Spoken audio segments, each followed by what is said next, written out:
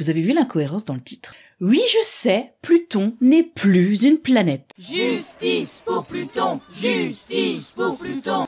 Mais elle l'a été et c'est suffisant pour moi pour la rentrer dans cette nouvelle série sur les planètes.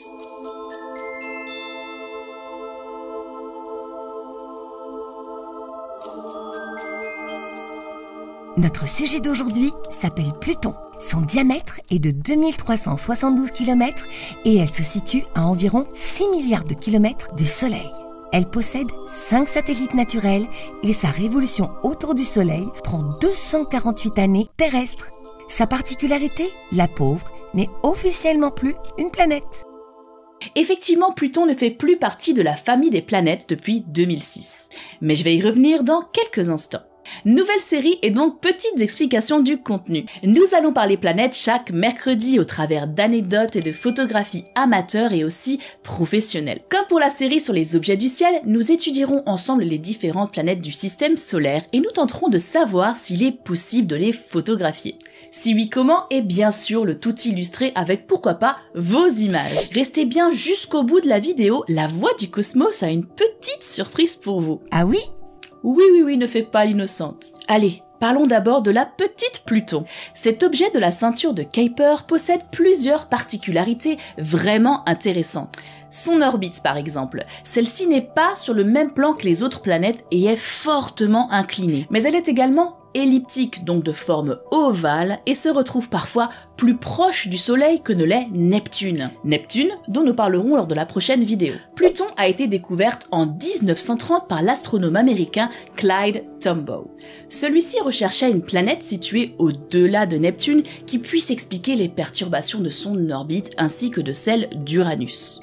Mais les astronomes ont très vite compris que Pluton n'en était pas l'origine. Cela ne les a cependant pas empêchés de déclarer Pluton comme étant la fameuse 9e planète de notre système solaire. En 1978, l'on découvre son plus gros satellite, Charon, et les astronomes en déduisent que Pluton n'est finalement pas aussi grosse que son estimation 48 ans plus tôt. Elle restera cependant considérée comme une planète. Et pas loin de 73 ans plus tard, une découverte est venue chambouler le destin de notre petite planète.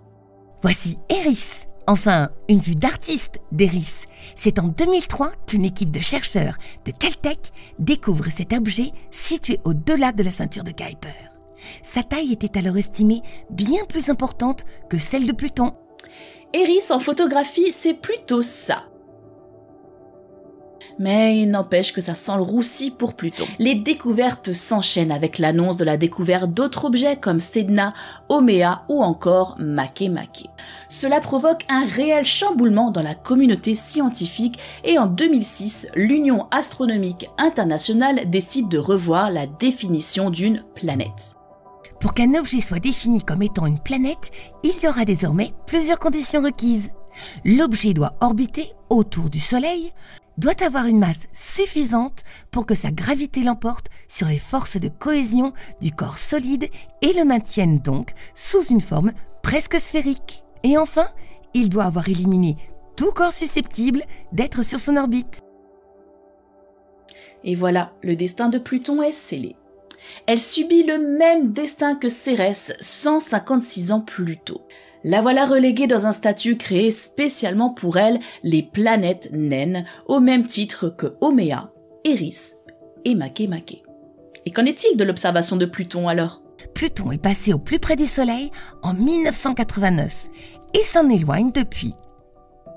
Mais cela n'a pas démotivé la NASA qui a envoyé en 2006 une sonde pour l'explorer. New Horizons aura été lancé avant que Pluton soit relégué en planète naine.